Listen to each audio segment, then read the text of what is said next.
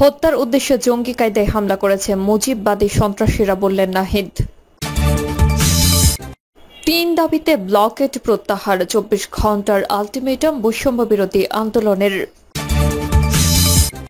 গোপালগঞ্জের ঘটনায় প্রশাসনের গাফিলতি থাকলে ব্যবস্থা, বললেন রিজওয়ানা হাসান।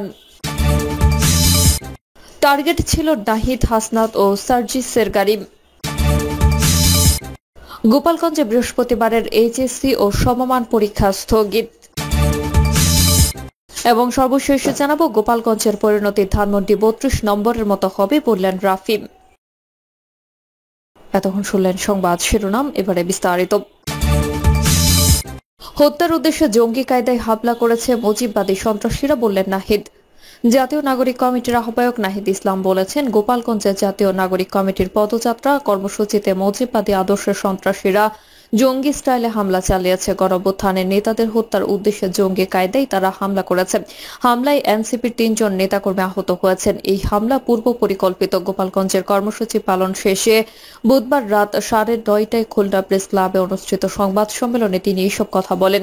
এই সময় নাহিদ আরো বলেন, যেহেতু আমাদের কর্মসূচি ঘোষণা করা হয়েছে ১ জুলাইয়ের আগে, এই সময়ের মধ্যে প্রস্তুতি নিয়েই আওয়ামী লীগের সন্ত্রাসীরা হামলা চালিয়েছে। গোপালগঞ্জ এখন আওয়ামী সন্ত্রাসীদের অভয়ারণ্য। আওয়ামী লীগ, ছাত্রলীগের নেতাকর্মীদের যাদের নামে মামলা হয়েছে, সারা দেশ থেকে আওয়ামী লীগের কর্মীরা এখানে জড়ো হয়েছে। এতদিন দেশের রাজনীতিতে একটি মিথ ছিল যে গোপালগঞ্জে আওয়ামী লীগ ছাড়া অন্যান্য দল কর্মসূচি পালন করতে পারবে না। এই হামলা কি তারই অংশ? তবে সেই মিথ এনসিপি ভেঙে দিয়েছে। তিনি বলেন, আইন শৃঙ্খলা রক্ষাকারী বাহিনী যথেষ্ট সহযোগিতা করেছে, তবে এভাবে হামলা অন্য কিছু ইঙ্গিত করে। প্রশাসনের পক্ষ থেকে সাবোটাজ করা হয়েছে কিনা সেটা খতিয়ে দেখতে হবে।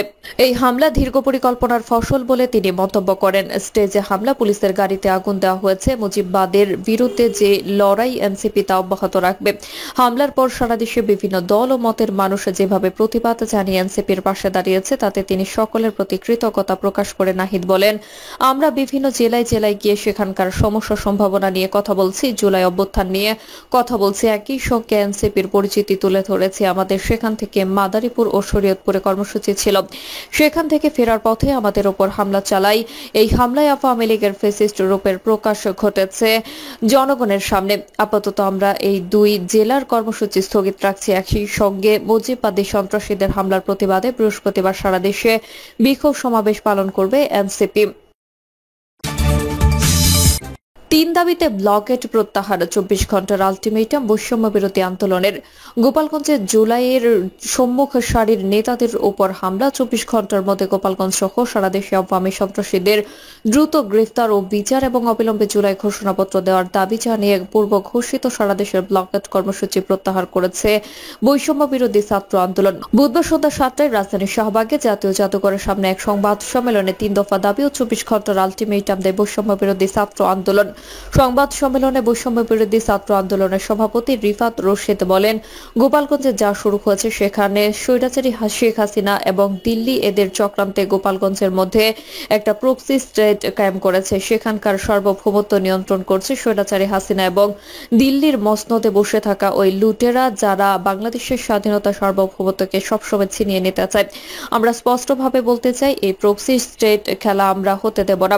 এই সময় রিফাত রশিদ ৩ দফা দাবি উপস্থাপন করে বলেন, অবিলম্বে জুলাই ঘোষণাপত্র জারি করতে হবে, গোটা পুলিশি ব্যবস্থাকে ঢেলে সাজাতে হবে ও সংস্কার করতে হবে। গোপালগঞ্জ সহ সারা দেশে আওয়ামী সন্ত্রাসীদের দ্রুত গ্রেফতারের জন্য ২৪ ঘন্টার মধ্যে সারাশি অভিযান পরিচালনা করতে হবে। তিনি আরো বলেন, একটা আওয়ামী লীগের সন্ত্রাসীকেও আমরা কাঠগড়ার বাইরে দেখতে চাই না।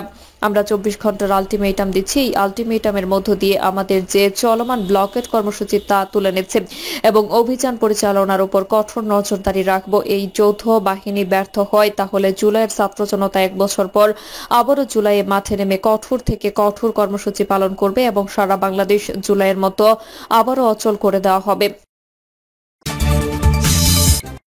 গোপালগঞ্জের ঘটনায় প্রশাসনের গাফিলতি থাকলে ব্যবস্থা, বললেন রিজওয়ানা হাসান।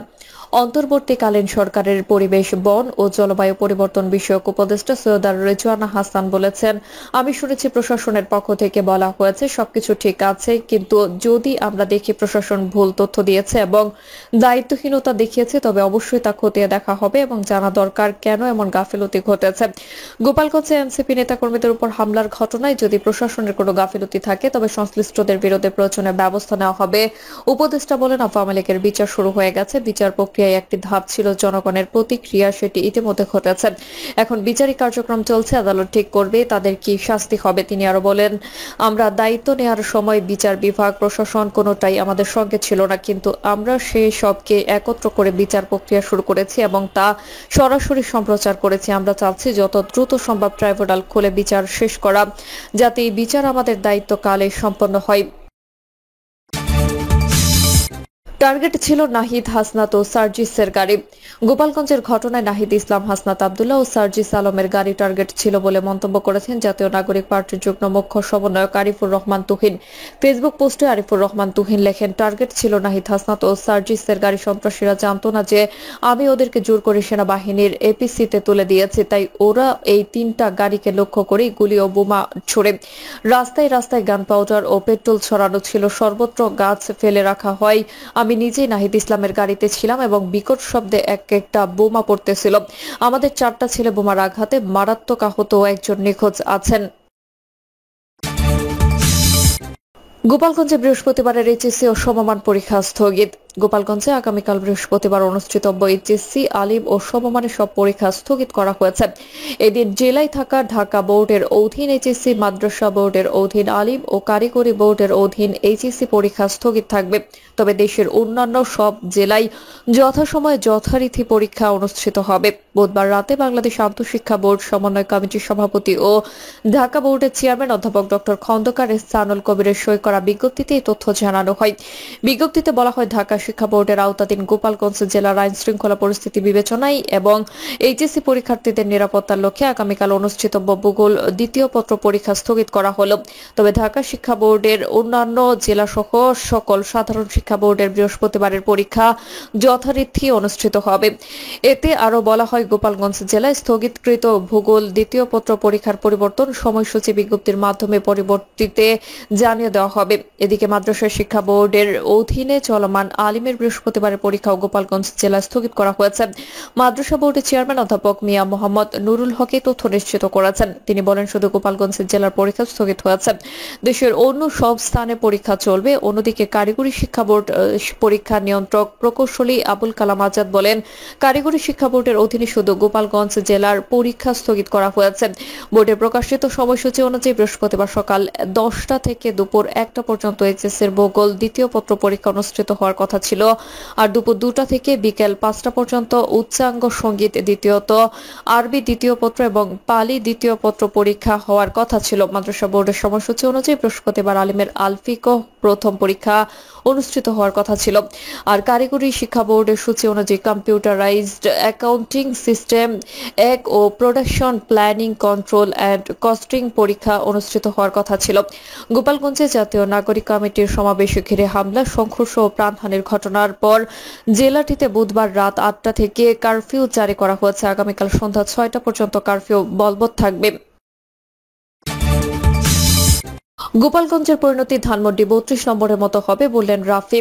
গোপালগঞ্জের পরিণতি ধানমন্ডি 32 নম্বরের মতো হবে বলে হুঁশিয়ারি উচ্চারণ করেছেন গণতান্ত্রিক ছাত্র সংসদের কেন্দ্রীয় কমিটির যুগ্ম আহ্বায়ক খান তালাত মাহমুদ রাফি। তিনি বলেন, আওয়ামী লীগ যে দৃশ্যতা দেখিয়েছে, আমাদের সহযোদ্ধাদের উপর গোপালগঞ্জে হামলা করেছে, এর পরিণাম খুব ভয়াবহ হবে।